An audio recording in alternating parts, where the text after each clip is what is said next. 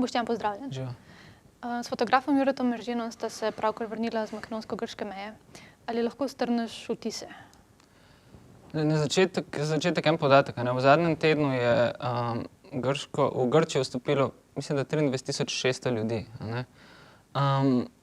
In točno ta točka, iz katere so poročali v zadnjem tednu, malce južno od Đurđelija na makedonsko-grški meji, je tisto ozko grlo, preko katerega na tako imenovani balkanski poti, begunsko-priseljenski poti proti Evropi na poti velika večina ljudi.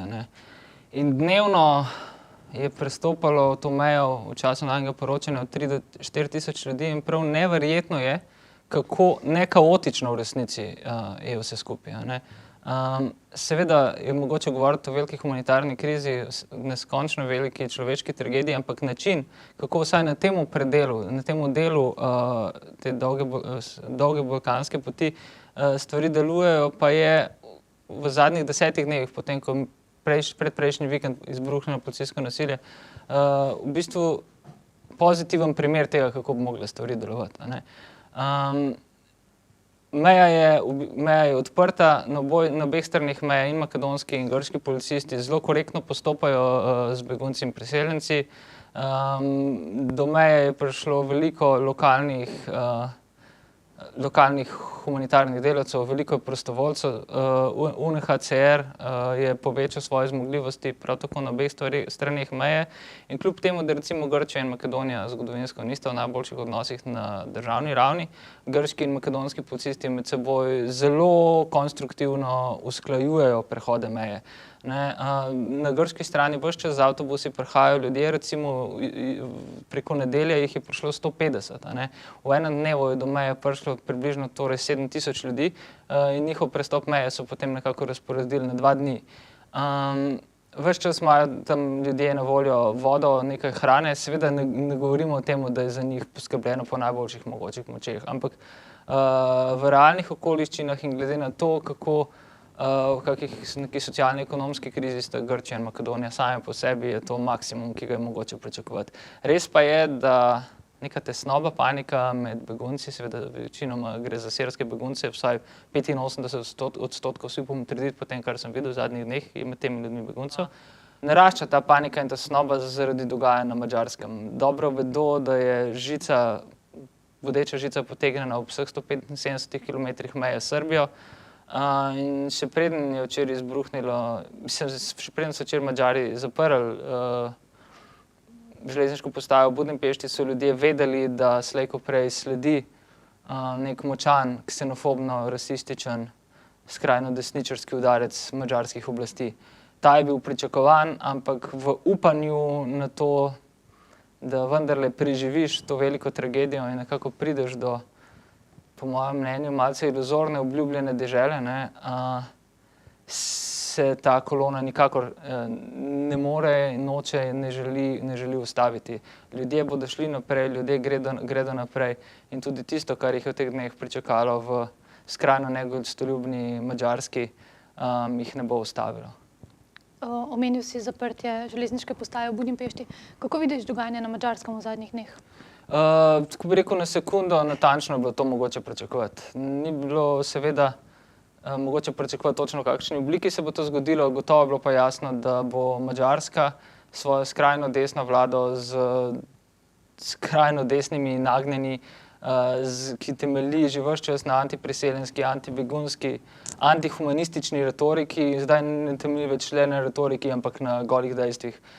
Na meji je dokončno potegnjena žica, hkrati se začenja graditi tudi 4-metrska ograja, ki bo v nekaj tednih ali pa mogoče 2 mesecih dokončno preprečila prečkanje srbsko-madžarske meje. Znotraj Evropske unije v eni izmed legendarnih, ključnih, tradicionalnih evropskih prestolnic Budimpešti pa smo priče podobam nekega drugega časa, neke druge že pozabljene zgodovine. In se mi zdi to, kar počnejo madžarske oblasti, absolutno nesprejemljivo in skregano z osnovami človeških pravic in svobode. Popolnoma nesprejemljivo je ljudem preprečiti svobodo gibanja. Popolnoma nesprejemljivo jih je puščati na soncu brez vode in hrane in njihovo željo po svobodi kriminalizirati. To je logika rasističnih diktatur. Zakaj se je število prihodov beguncev in migrantov v zadnjih tednih tako povečalo? Lahko rečemo tudi v zadnjih mesecih. Tudi to ni presenečenje. Evropska unija bi mogla biti na to pripravljena, seveda ni, razlogov pa je več. Lahko jih razvrstiva po alinejah. Sirska državljanska vojna oziroma sirska vojna v vseh mogočih svojih vojnah. To še zdaleč ni več državljanska vojna, to je vojna, ki poteka na različnih nivojih, je na svojem vrhuncu. Hkrati vstopa v tako imenovan endgame, v zaključno fazo. Ta vojna ne bo več trajala ekstremno dolgo. Ko vojne vstopajo v svoje zaključne faze, so ponavadi najbolj krvave. To je tisto, kar gledamo danes v Siriji. Ljudje množično bežijo in v naslednjih tednih, ne pa nujno mesecih, bodo bežali še bolj množično. Hkrati se je zgodaj spomladi odprla na stežaj, so se odprle zunanje grške meje, ki so bile pod pritiskom evropskih institucij, pod vlado Nove demokracije Antonisa Samarisa takrat, ne bom rekel neprodušno, ampak zelo intenzivno zaprte. Grške oblasti, grška družba, ekonomija je bila pod hudim pritiskom že prej, ne samo begunsko, zaradi priseljenskega vprašanja, in to ne zaradi beguncev in priseljencev samih, ampak zaradi tako imenovanega drugega Dublinskega sporazuma, ki je v Grčijo iz celotne Evropske unije, Grčijo najbolj pogosto vstopno točko ljudi v Evropsko unijo zaradi te uredbe drugega Dublinskega sporazuma, da je potrebno ljudje vračati tja, kamor so vstopili v Evropo, bila še pod veliko hujšim pritiskom. Grčija tega preprosto ni mogla zdržati in je bila, ne bom rekel prisiljena, ampak kaj dosti izbire ni imela, je mogla odprti svoje meje. Ko jih je odprla, so seveda ljudje krenili proti severu, so krenili proti naslednji destinaciji. V tisti prvi fazi, to je bilo seveda poleg beguncev, so bili tudi priseljenci, ki v Grčiji praktično niso imeli več možnosti preživetja, znašli so se pod serijskimi napadi neonacistične zlate zore, zdaj že kar nekaj let etablirane politične parlamentarne grške sile, ki se ji Evropska unija niti z enim stavkom ni postavila nasproti.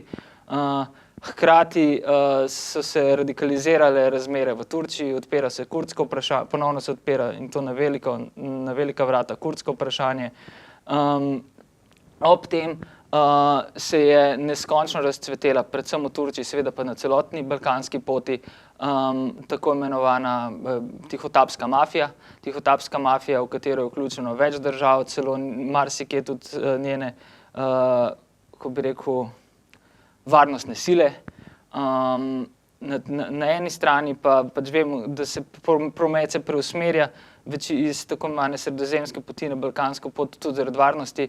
Ta tako imenovana balkanska pot je bila lažje prehodna in, kako bi rekel, fizično malenkost bolj varna, ali pa ne samo malenkost, kar resna je bolj varna od tako imenovane sredozemske poti, na kateri je samo v letošnjem letu med prečenjem iz Libije proti južnim italijanskim otokom umrlo najmanj 2600 ljudi.